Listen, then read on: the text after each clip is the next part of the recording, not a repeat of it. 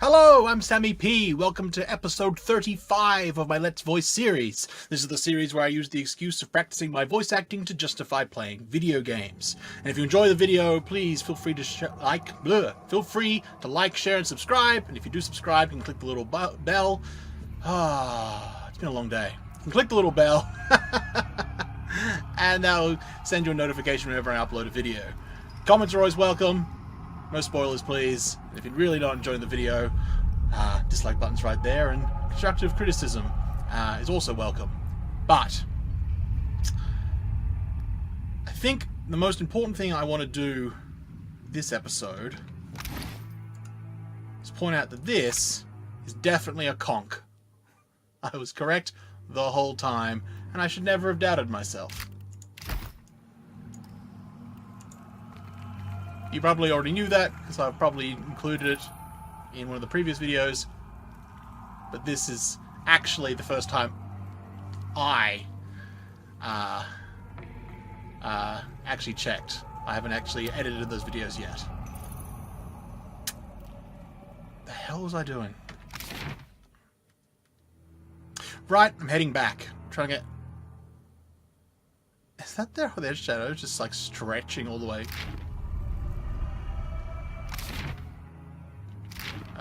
That's pretty funny. Looked like that, and it caught them in the map in a weird moment. The shadows just stretched all the way along. I think we've finished everything we can do down here. I'm assuming there's another conch somewhere else that we'll be able to use, and hopefully I haven't just walked past it or something dumb. But because we rested, the cage is gone, and so we're going to have to head back to the Undercroft and leave that way. And hopefully it's not a problem. Hopefully it's fine. It's just fine. When we get back up, I don't know what we're going to do. I guess we should talk to, get that pouch of money, and we just walk through without... Ha! Turns out they just don't care. I was worried for nothing.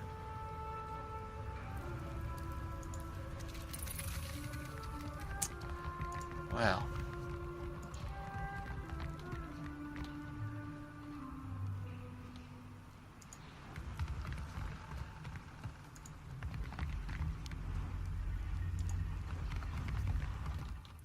Ooh.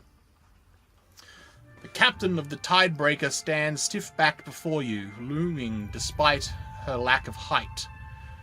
Her hard-muscled legs spread solidly apart. She splays thick, calloused hands over her hips. She regards you with a heavy gaze, her chin tipped high. Captain Mad Morena. Isn't she one of the council of the pirates? And who, or what, do we have here? Stubby fingers grind impatiently towards the flintlock tucked into her belt. She drums her fingers on the flintlock as she considers Takehu. We're all stocked up on silverfin, but this fish is a unique catch. And I can bite deeper than you might imagine. He narrows his eyes at her. Are you the one responsible for tricking the water shapers into serving your petty errands? Something about the aggression in his tone... Whoops. I put a bit of aggression in that. Something about the aggression in his tone causes her mouth to split in a crooked grin. Mad Morena turns her gaze back to you. Way I see it, you've got two options. You can tell me who sent you, or I can feed you the shaft of my gun. Morena's features are harsh, cutting.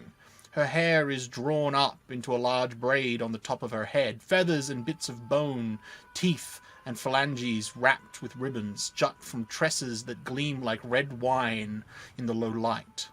You don't doubt that she'd follow through on her threat.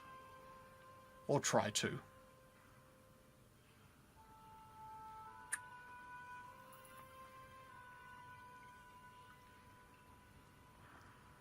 I literally just took a wrong turn.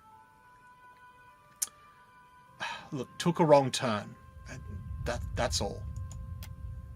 Aye.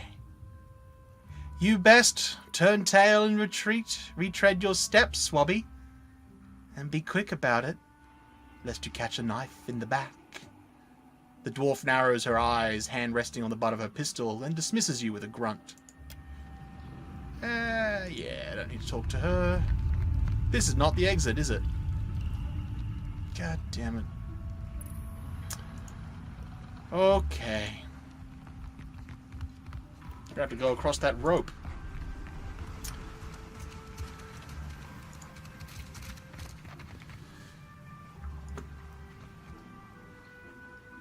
The water shaper pales upon catching sight of Takeu. Awkward.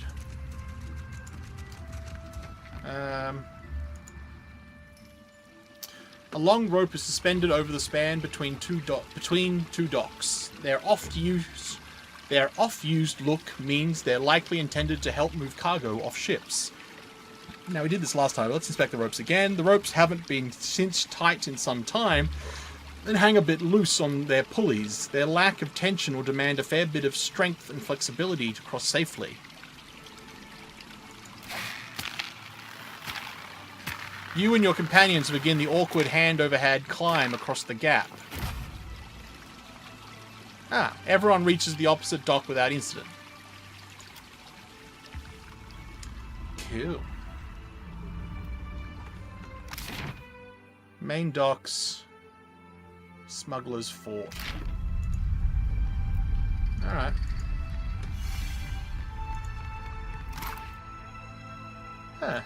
Some jade.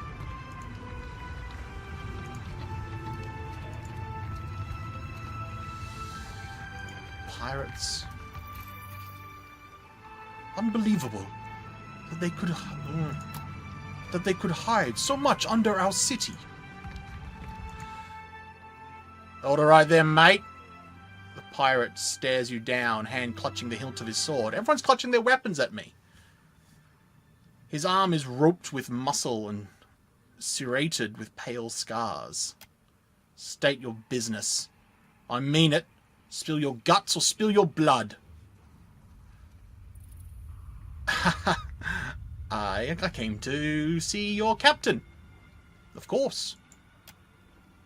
If you've come to see Mad Morena, God shield your soul. He swipes the cutlass to point at the squat fort along the eastern lip of the cavern. Far be it from me to stop you marching into death. Captain's there, and she's in a fit of a mood. Step lightly, eh? Oh. Wow. They really called my bluff. Bide where you are, lovesome. Well? Regale me.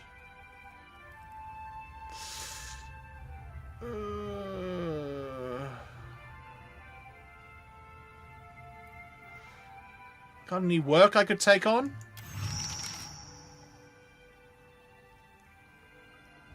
She eyes you for a moment before answering. I guess I do.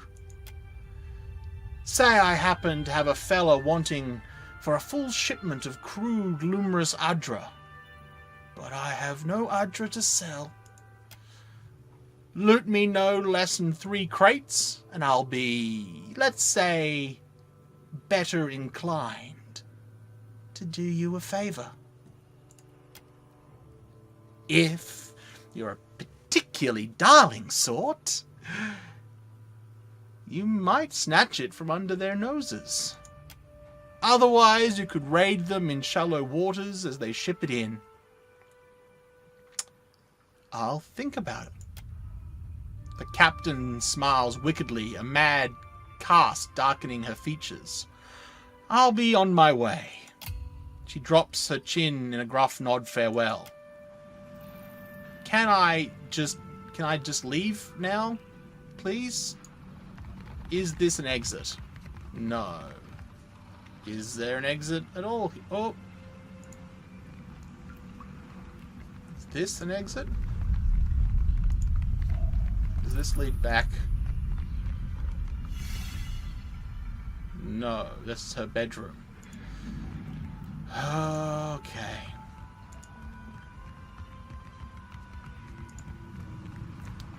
I'm glad I put some points into, like, bluff. Lying my ass off and down here.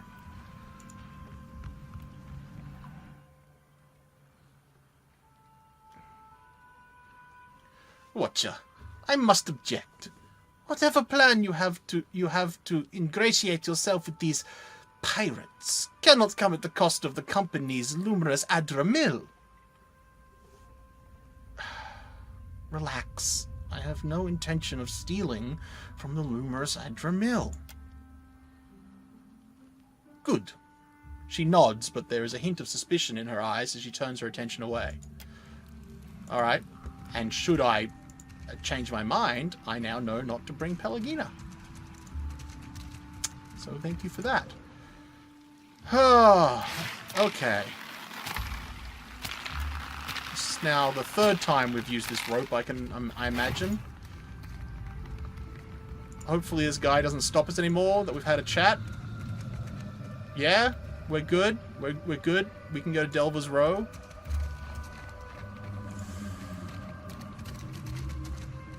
I think if we use this lift, that's going to get Dario.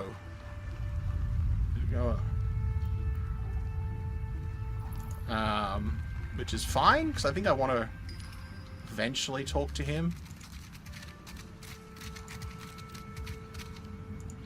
Anyone interesting in there?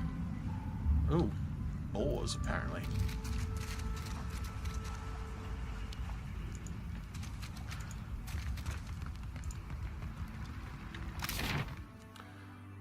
That gets me back. Oh, let's just explore while we're here. Hopefully don't run into anyone else that we shouldn't really be talking to.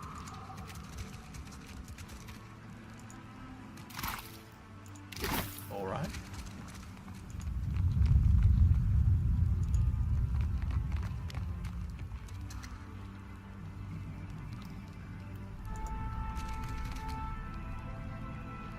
Yo. Watch your step. Not all that's damp is water. Gross.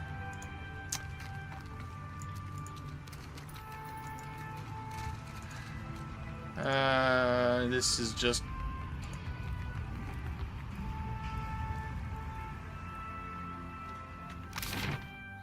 Oh. Oh. I could have just...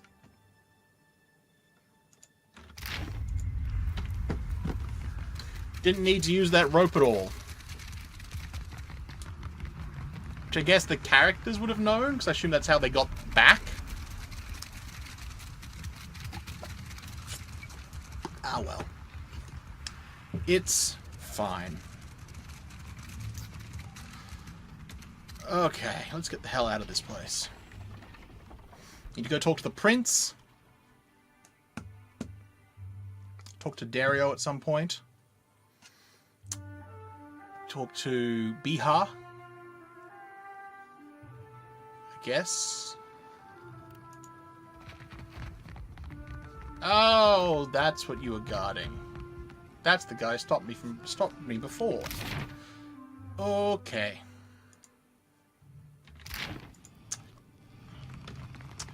I mean, Dario's probably the best choice, given that he's gonna be like just here.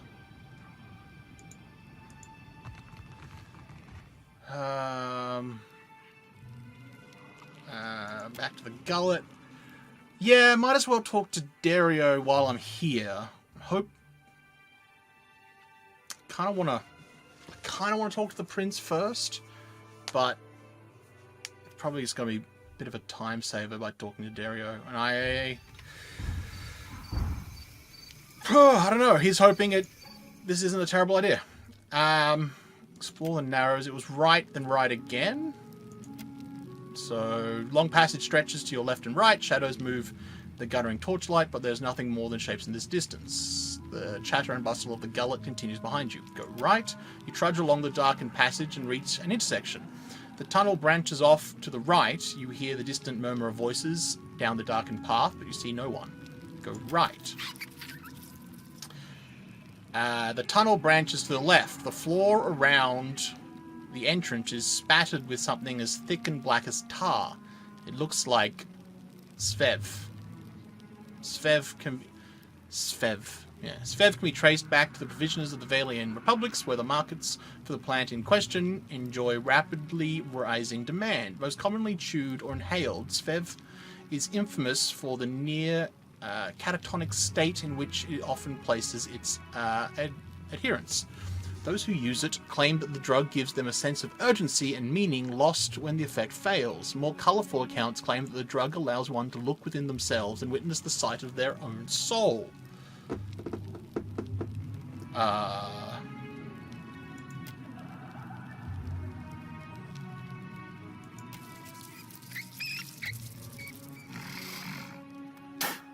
Ooh, thank you for that. A handful of guards emerge to block your way, crossing their thick arms over their chests. One of them spits a viscous black glob at your feet. He rolls a dark plug between his teeth. Better head back, friend. It's invitation only past here. Well, Dario sent a messenger for me. The guard nods and lets you pass. Ugh. Oh.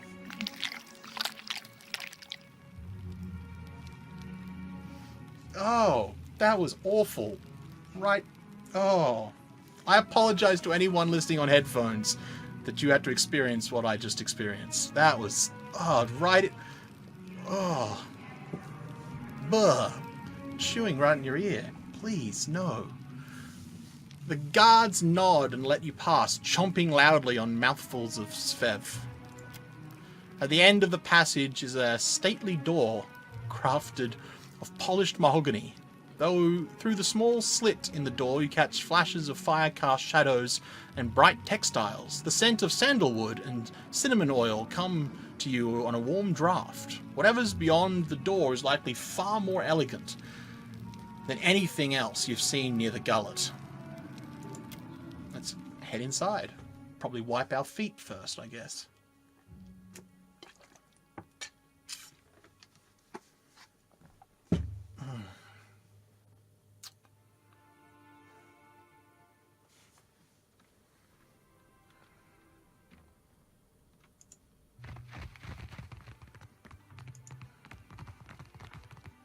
And you, Dario the Lean. Sorcerer, thug, brawler, bruiser, healer. He's got a full party of adventurers ready to go. A thin, long-limbed man holds a handkerchief in one hand and a threaded needle in the other. As you approach, he sets his handiwork aside, and you see an elaborate goldwork pattern embroidered around the edge, the same pattern that adorns his brilliant tunic. You also notice a strange bulk beneath the thin fabric of his trouser leg that runs from hip. From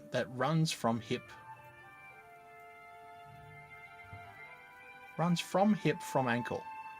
Runs from hip to ankle, I'm going to assume.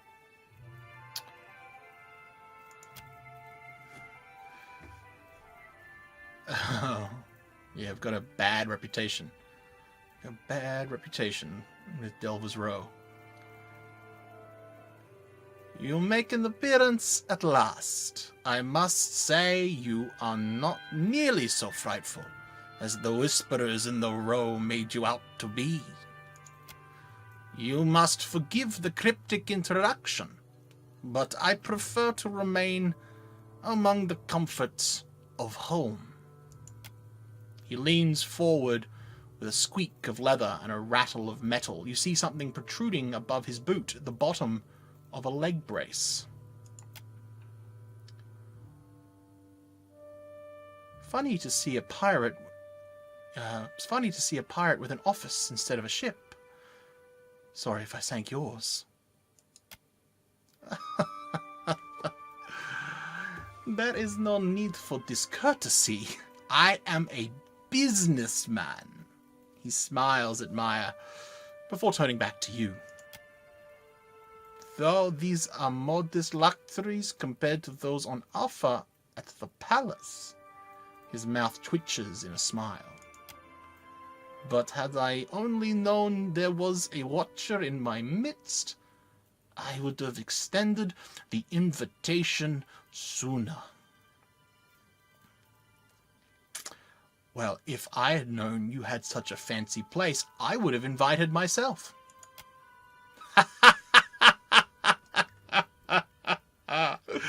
He shakes with laughter, rattling his braces. I am thinking we could be grand friends, you and I. You cannot have too many friends in Nekataka. Dario bares his perfect, even teeth in a smile. Ekera, but I am worth 5 friends at least. Ha. And I only need a favor, an insignificant thing for a watcher like you. I mean, flattery will get you, I don't know, depends on your offer. No, really? Alright, cool. I didn't walk past it. That's good to know. There is an artifact called the Cornet of Waves, which is currently in the possession of a Juana named Takano. I would like you to liberate it for me. He flutters his slender hand in a way that resembles a bird taking flight. Most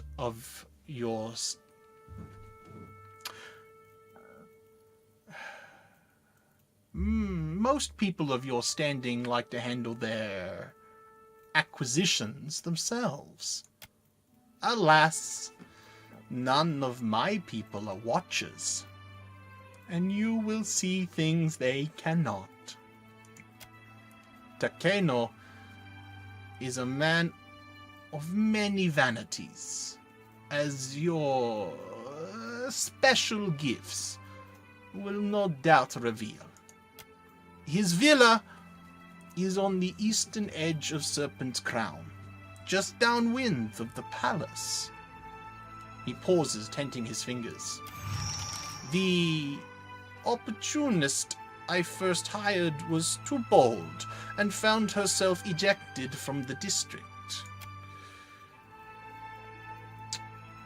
With your genteel manners and unique talents, I am hoping you can avoid such complications and persuade Takeno. Because he's heard I'm diplomatic.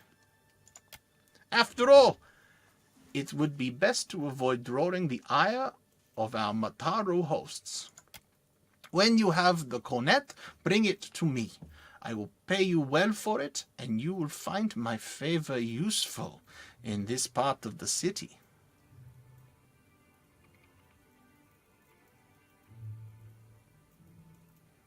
Do you want to know about the cornet?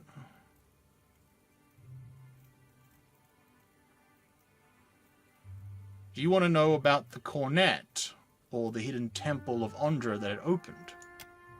His brace rattles and he starts forward, mouth agape. Galadre!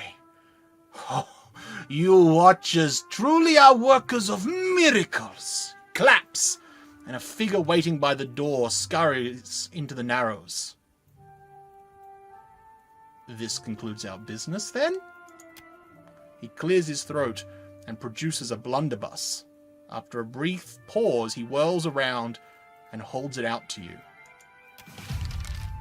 Never let it be said that Dario does not pay a fair price. Hey, the criminals like me now? I gained kitchen stove, which is a neat looking blunderbuss as far as I can tell. Indeed, I would hate for anyone to say that. He gives you a respectful, if strained, smile and nods to one of his attendants who produces a bag of coin. I got even more. They love me now. Even more reputation with Delver's Row. And yeah, and even Maya liked it. Maya liked it. Now, let us put the question of money to rest. It is an unseemly topic to linger on. Well, then let's discuss something else. What do you require?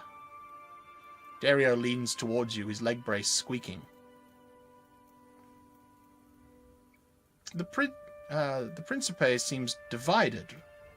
Which side are you on? Oh, why must we speak of sides like squabbling merchants from the republics? He makes a face as if he's just smelled something awful. A merchant squabble?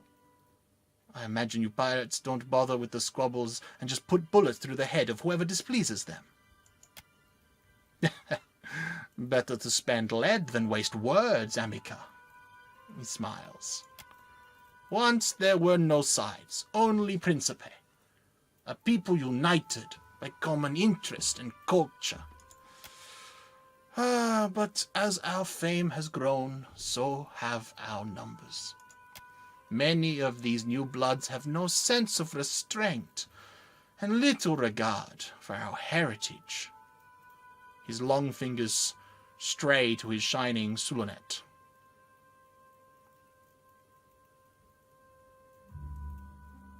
Well, just listen. But we need them still. The new bloods are Principi too now, and many are inventive in the ways the old guard is not. Inventive or not, their ships will end up in Ondra's clutches. Oh. For such a serious people, you Rawatayans have most colorful imaginations. Dario turns back to you. I've got to know, what happened to your legs? A storm, a rash decision, and an accident at sea. One that took my sailing days, but not my skill with a needle. He smiles cryptically. Life in the Deadfire is unpredictable. Sometimes it takes you in its jaws only to spit you out onto some new shore. So about the Cornet of Waves. A most agreeable topic, or so I hope. He draws his hands together and regards you over long, tented fingers. I was hoping to get more information about it, but apparently that's only to hand it in. And I don't need to speak with Mad Morena, because I don't want to go back there. A moment! I almost forgot. He takes the needlework from the table and unfurls it. It's larger than it initially looked. Per complanca. Take it, and indulge my vanity. He hands you a lovingly crafted flag. You have gained Principe colors. Oh, neat. It is not as grand as the sails I once made, but my fingers are ever restless.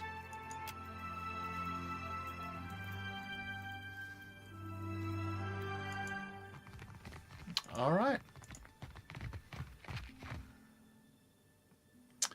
Let us go to the Gullet. What time is it? I think let's run and get the dropped bag of gold, and then we're gonna I don't know if we'll have time to talk to Bihar. I assume it's going to be here? Rocks outside the tavern, wasn't it?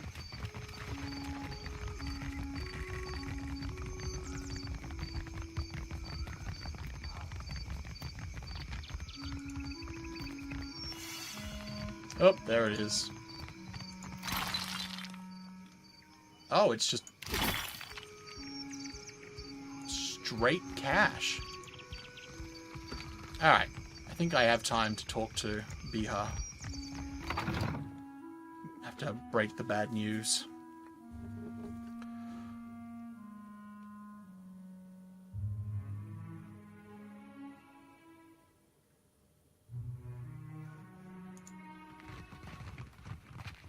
Oh, right, she would have left on the ship.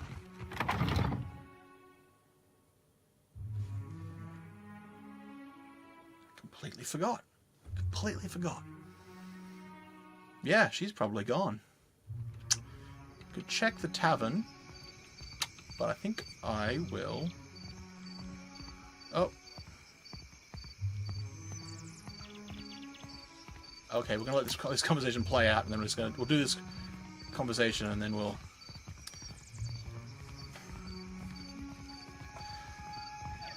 What does water shaping feel like, Takeu?